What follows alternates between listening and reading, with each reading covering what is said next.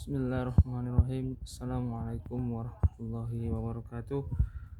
Eh, Perkenalkan, nama saya Harbi Bosar Tanjung. Saya prodi Pendidikan Kimia di Institut Pendidikan Tapanuli Selatan.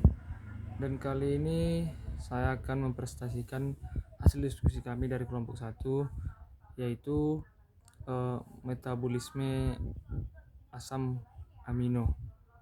Yang pertama ada protein atau polimer asam amino, yang mana fungsi protein adalah sebagai enzim, sebagai hormon, sebagai alat transport dalam darah, misalnya transport zat besi. Selain itu, fungsinya juga mempertahankan keseimbangan asam basa dalam tubuh, sebagai antibodi juga, lalu bagian dari struktur sel, jaringan atau organ.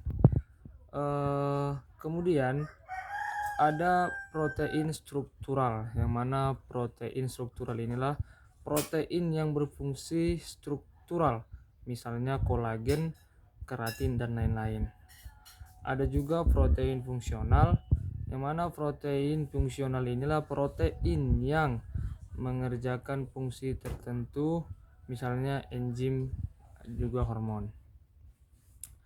Kemudian ada pencernaan protein.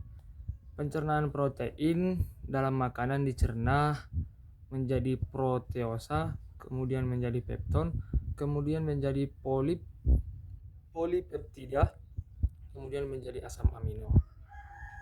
Ada juga hasil lambung. Yang pertama mengaktifkan proenzim, yang kedua denaturasi protein, yang ketiga pH optimum pepsin, akan menghidrolisis protein dalam lambung, kemudian selanjutnya akan diteruskan dalam usus oleh enzim-enzim. Itu dia tadi hasil lambung. Kemudian ada daftar asam amino penyusun protein, yang mana daftar asam amino penyusun protein ini ada yang esensial dan juga ada yang non esensial. Yang esensial contohnya yaitu arginin, histidin, dan isoleusin, dan masih banyak lagi contoh yang lain. Sedangkan contoh dari non esensial adalah alanin, asparagin, dan aspatlar, dan juga masih banyak jenis non esensial yang lain, tidak bisa saya sebutkan satu persatu. Kemudian metabolisme asam amino. Kita masuk ke inti dari pembahasan kelompok kami kali ini, yaitu metabolisme asam amino. Yang mana metabolisme asam amino ini ada yang di dalam sel. Yang pertama yaitu katabolisme. Katabolisme, nitrogen asam amino menghasilkan urea, sedangkan katabolisme kerangka karbon asam amino menghasilkan senyawa amfibolik. Ada juga anabolisme yang menghasilkan sintetis protein. Ada 20 macam jenis asam amino dasar.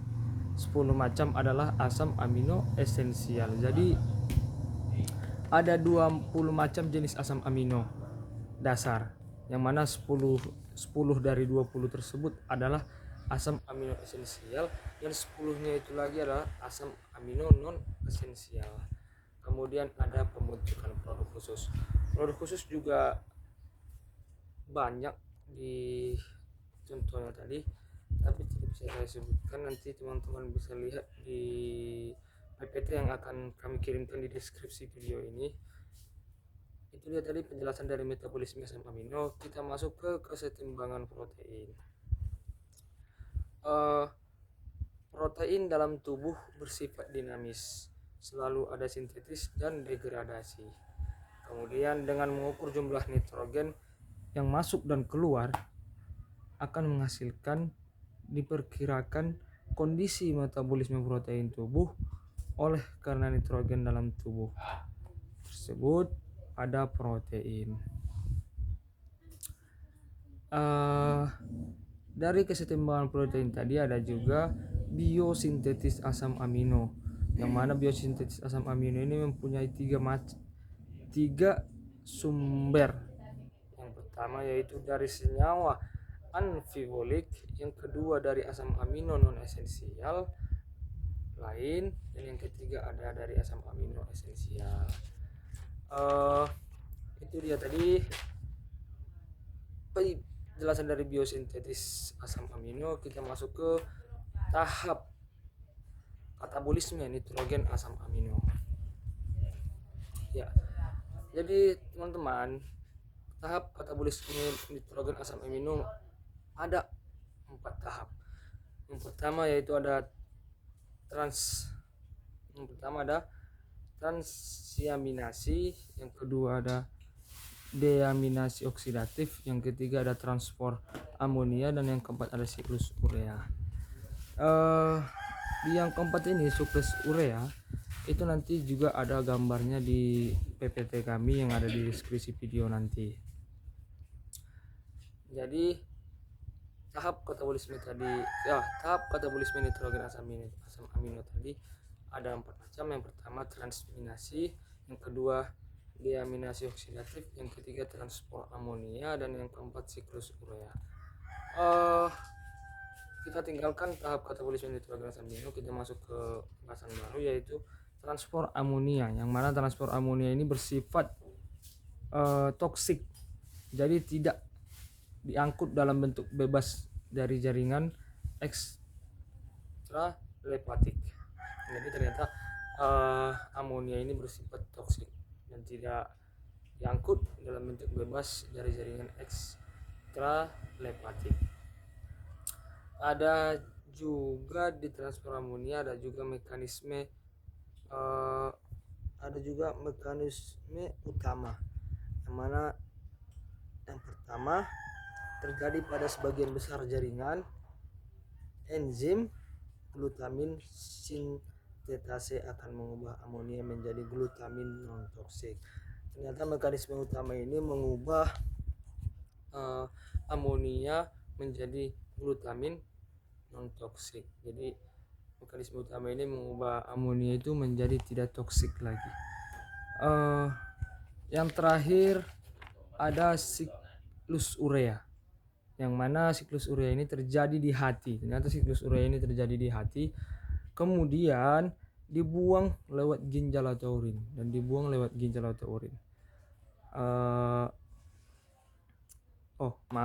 terjadi di hati. Produk akhirnya urea kemudian masuk melalui sirkulasi darah, kemudian dibuang lewat ginjal atau urin. Berarti ini dalam kata lain, berarti siklus urea ini katanya adalah panggilan alam, kewajaran dari kita, kata apanya, air kemih kita. Berarti urea ini dalam kata lain adalah air kemih kita karena dikeluarkan dari ginjal dalam bentuk urin. Kemudian siklus urea ini juga termasuk reaksi endergonik, yang mana sintetis 1 mol urea kemudian perlu 3 mol ATP. Ya, mungkin kesimpulan dari pembahasan kelompok kami hari ini adalah itu tadi.